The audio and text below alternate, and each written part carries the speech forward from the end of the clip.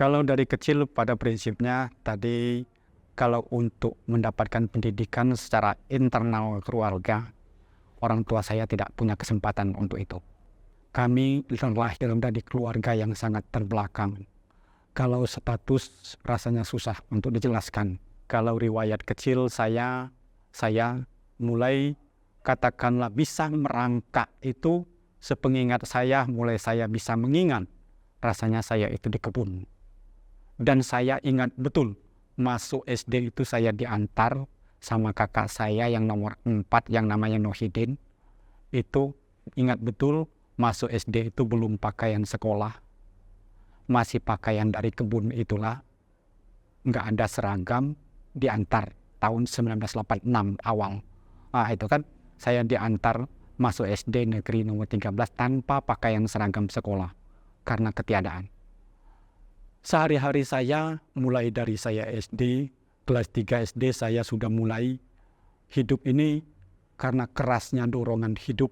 Kami 9 saudara tersisa, kami bergerilya gitu kan. Sampai saya ingat betul, kelas 3 SD itu saya udah upahan cetak bata, upahan nyari kayu bakar untuk masak gulai aren gitu kan. Saya ingat betul, 3 potong kayu bakar yang ukurannya 1,5 meter, yang diameternya kurang lebih 15 cm, itu 3 potong itu Rp50. Saya ingat betul, dan saya merasa sedih. Tempat saya yang upahan nyari kayu bakar itu sudah meninggal. Kadang-kadang saya ingat betul, gotongnya itu setengah ke angker setengah, enggak, 1 potong itu. 1 potong yang 1,5 meter, diameternya 15 cm, kalau diukur kira-kira sebesar batang pinang lah, kira-kira kan gitu kan. Itu digotong, 3 potong itu Rp50. Dan alhamdulillah saat itu ya udah bisa jajan Rp50 itu tahun-tahun 89 itu udah bisa jajan itu kan. Karena memang betul di kampung saya ya tahun itu juga belum ada listrik, belum ada apa kan. Saya tetap tinggal di kebun bersama keluarga-keluarga saya, kakak-kakak saya, bapak saya lebih banyak bertempat di kebun semasa SD saya. Lantas saya SMP juga udah di kampung kan, udah tinggal di kampung. Saya juga seperti itu, saya jualan es, saya kan kadang-kadang disuruh sama kakak saya yang perempuan, yang tua perempuan, saya dibikinkan pisang goreng supaya setiap sekolah itu bawa pisang goreng pakai nampan. Saya harus jualan pisang goreng itu kan gitu kan. Tiap sekolah pas masuk, kadang-kadang di depan meja saya ini kan waktu SD SMP itu kan kita kan berpasang-pasangan dulu, itu kan ada teman sebangku. Kadang-kadang diletakkan di samping ini nampan pisang goreng jualan ini kan. Kadang-kadang mana kata kami itu lalu ya dan kan kira-kira kan jualan di mana dia habis kadang-kadang.